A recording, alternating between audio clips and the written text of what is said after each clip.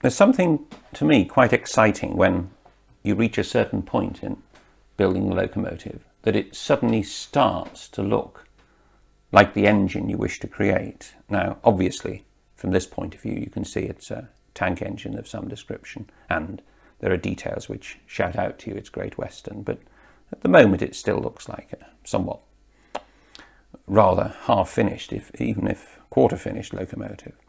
But we start getting boiler, firebox, smokebox on, and it starts to come together. Now, please do read the instructions. But this front piece to the tanks and also the centre of the boiler support must go in before you add the top. Right? This and this and this all go together, but without that piece in the middle put in first, then you're going to be struggling. Now that fits in and that fits in.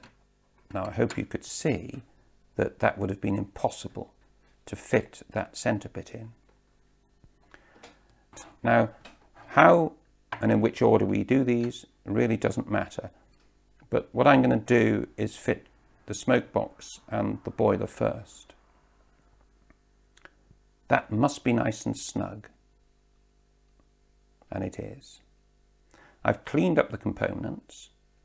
I'm making sure that that's central. There is a little bit of play. I don't know if you can see, but that will wiggle from side to side. So this is a case in point where you go with your eye. You'll see it and it feels right. Now don't do all the soldering at once. Again, this is another piece of advice. Tack it. All soldering consists of tacking. Making a tack joint first and then checking. So that's my first tack joint there. Doesn't matter if it flows all the way through. In fact, it's an advantage sometimes if it doesn't.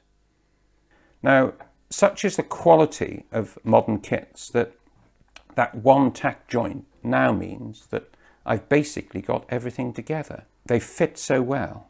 It's like a 3D jigsaw puzzle. You might find, as there, some external filling will be needed. Now, I'll deal with that later, because that's almost impossible to fill with solder. We can do pretty well, as I hope I can show you, but you will get the odd gap. Right, happy with that joint. Now I'm going to move to the cab front, working well away from the joint I've already made. Again, that's another tip with soldering. Always work as far away as possible from the first tack joint, once you're happy with that joint.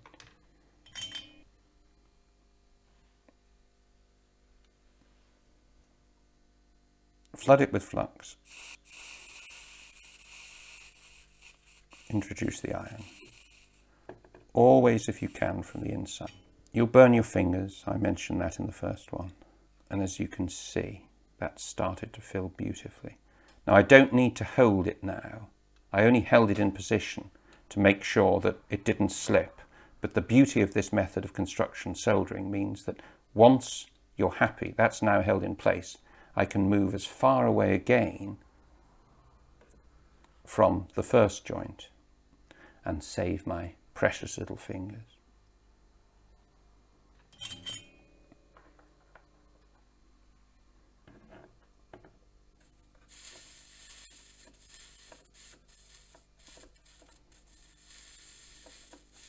It makes a most satisfying fizz when it's right, and it's just coming through. You can just see that coming through, making a perfect bond.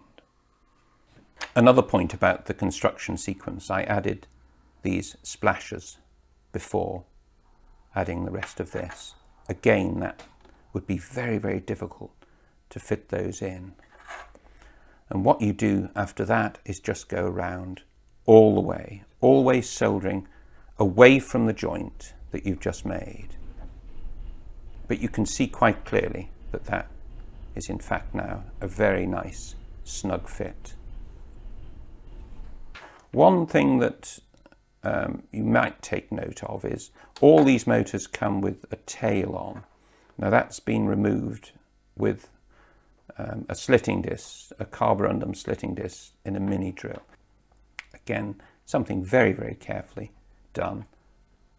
You don't need to take it right off. If you take it too close to the motor, you'll damage the bearing. But whether it excites you or not, I don't know, but it certainly starts to excite me when suddenly you say to yourself, gosh, it's starting to look exactly like the model that you want it to. It's starting to look like the prototype. Obviously, roof to go on and all that kind of thing. But that now is a spur to get the thing finished. All the soldering has now taken place, and the gap that we were worried about, in fact, has filled very, very nicely with solder. There's a tiny bit of cleaning up necessary there, but not too much. And in fact, by the time that's painted, any excess solder will have disappeared. But that really is a very, very nice joint and a good, strong bond. I've also cleared the front for the smoke box door. One dodge is to just chamfer the edge of the back edge of the smoke box door, which I've done there, which will aid fitting, and with a little bit of filing, that in fact now fits very, very neatly. Now there might be a temptation to fix that in straight away. However, that will prevent me from soldering in the handrail pillars. And if you look at the top there, in fact, the top handrail pillar actually is fixed to the front of the smoke box, not to the smoke box door. So that's an advantage.